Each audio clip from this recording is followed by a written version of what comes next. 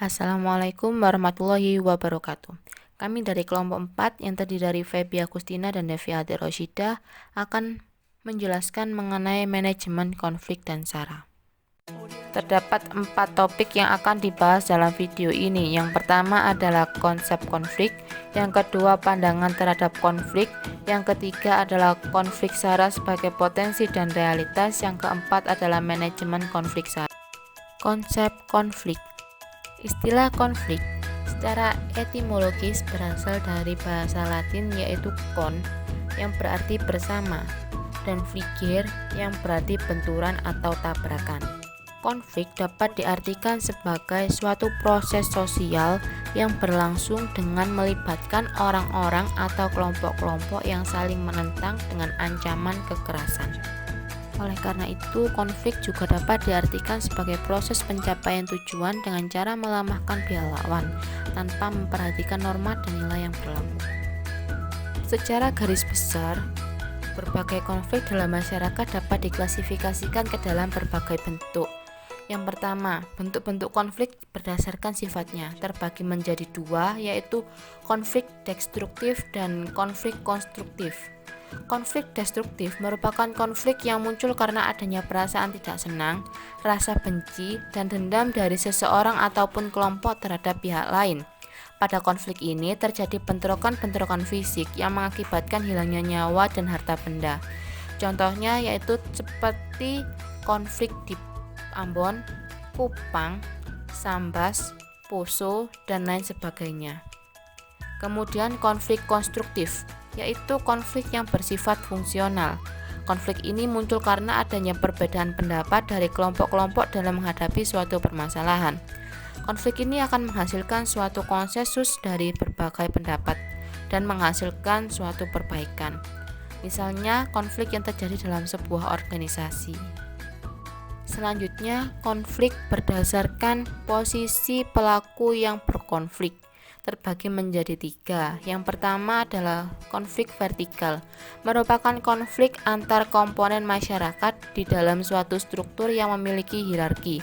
Contohnya, konflik yang terjadi antara atasan dengan bawahan dalam sebuah kantor. Selanjutnya adalah konflik horizontal, yaitu konflik yang terjadi antara individu atau kelompok yang memiliki kedudukan yang relatif sama. Contohnya, konflik yang terjadi antar organisasi massa. Baik yang terakhir yaitu konflik diagonal, merupakan konflik yang terjadi karena adanya ketidakadilan alokasi sumber daya ke seluruh organisasi sehingga menimbulkan pertentangan yang ekstrim. Contohnya konflik yang terjadi di Aceh. Faktor-faktor penyebab konflik terdiri menjadi tiga. Yang pertama adalah perbedaan pendirian dan keyakinan orang perseorangan. Dalam konflik-konflik seperti ini terjadi bentrokan-bentrokan pendirian dan masing-masing pihak berusaha membinasakan lawannya. Membinasakan di sini tidak selalu diartikan sebagai pembinasaan fisik, tetapi bisa pula diartikan dalam bentuk pemusnahan simbolik atau melenyapkan pikiran-pikiran lawan yang tidak disetujui. Di dalam realitas sosial tidak ada satupun individu yang memiliki karakter yang sama, sehingga terjadilah perbedaan pendapat, tujuan, dan keinginan yang mempengaruhi timbulnya konflik sosial. Kedua adalah perbedaan kebudayaan. Perbedaan kebudayaan tidak hanya akan menimbulkan konflik antar individu, akan tetapi bisa antar kelompok. Pola-pola kebudayaan yang berbeda akan menimbulkan pola-pola kepribadian dan pola-pola perilaku yang berbeda pula di kalangan khalayak kelompok yang luas. Selain itu, perbedaan kebudayaan akan mengakibatkan adanya sikap etnosentrisme, yaitu sikap yang menunjukkan bahwa kelompoknya lebih baik dari kelompok yang lain. Yang ketiga adalah perbedaan kepentingan, di mana mengejar ketujuan kepentingan masing-masing itu berbeda-beda. Antar kelompok akan bersaing dan berkonflik untuk memperebutkan kesempatan dan sarana yang sama. 2. Pandangan terhadap konflik antara bahaya dan peluang. Konflik tidak selalu bersifat negatif seperti yang diduga oleh banyak orang. Apabila ditelaah secara seksama, konflik mempunyai fungsi positif, yaitu sebagai pengintegrasian masyarakat dan sebagai sumber perubahan. Jika membicarakan konflik politik, maka akan terbagi menjadi dua macam, yaitu konflik positif dan konflik negatif. Konflik positif yaitu konflik yang tidak mengancam eksistensi sistem politik, yang biasanya disalurkan melalui mekanisme pengaturan konflik yang telah disepakati dalam konstitusi.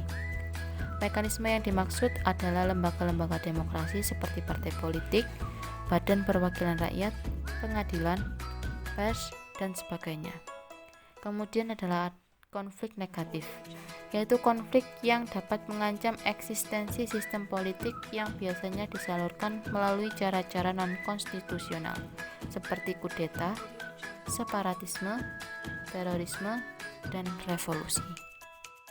3. Konflik SARA sebagai potensi dan realitas. Konflik SARA sebagai potensi dan realitas salah satunya terjadi pada politisasi isu SARA yang menjadi hambatan terbesar dalam konsolidasi demokrasi di Indonesia. Akar masalah dari politisasi itu bukan terletak di masyarakat, akan tetapi pada elit politik. Politisasi isu suku, agama, ras, dan antar golongan berpotensi menjadi hambatan terbesar dalam konsolidasi demokrasi. Oleh karena itu, para elit politik harus lebih bijaksana dalam menyampaikan gagasan dan menarik simpati publik. Terdapat 3 bidang yang menjadi potensi hambatan politisasi SARA. Yang pertama, sosial budaya. Politisasi SARA juga dianggap paling berpotensial dalam menghambat pelaksanaan kontestasi. Potensi hambatan ini seperti intoleransi, radikalisme, rasa saling curiga dalam masyarakat, dan hoaks. Kemudian yang kedua adalah di bidang pertahanan dan keamanan. Potensi politik sosial dan politisasi SARA melebur menjadi satu seperti aksi terorisme, keberpihakan aparat, dan radikalisme. Yang terakhir di bidang politik. Politisasi SARA menjadi potensi hambatan terbesar, disusul potensi hambatan lain seperti konflik horizontal antar pendukung pasangan calon, gangguan keamanan, kekurangsiapan penyelenggara pemilu, dan ketidaknetralan penyelenggara pemilu. 4. Manajemen konflik SARA.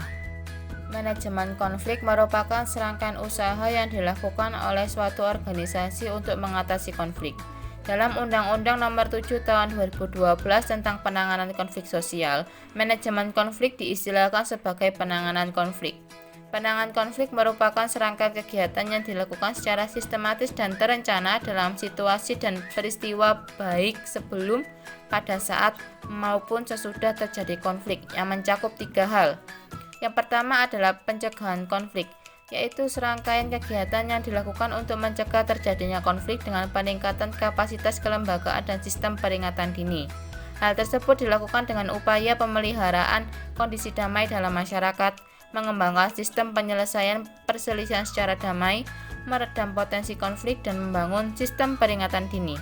Kedua adalah penghentian konflik, yaitu serangkaian kegiatan untuk mengakhiri kekerasan, menyelamatkan korban, membatasi perluasan dan eskalasi konflik, serta mencegah bertambahnya jumlah korban dan kerugian harta benda.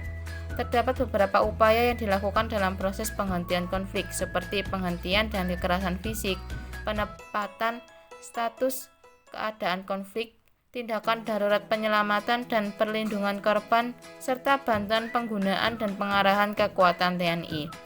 Yang terakhir adalah pemulihan pasca konflik, yaitu serangkaian kegiatan untuk mengembalikan keadaan dan memperbaiki hubungan yang tidak harmonis dalam masyarakat akibat konflik melalui kegiatan rekonsiliasi, rehabilitasi, dan rekonstruksi. Sekian penjelasan dari kami. Semoga bermanfaat. Apabila ada kesalahan ataupun kekurangan, kami mohon maaf yang sebesar-besarnya.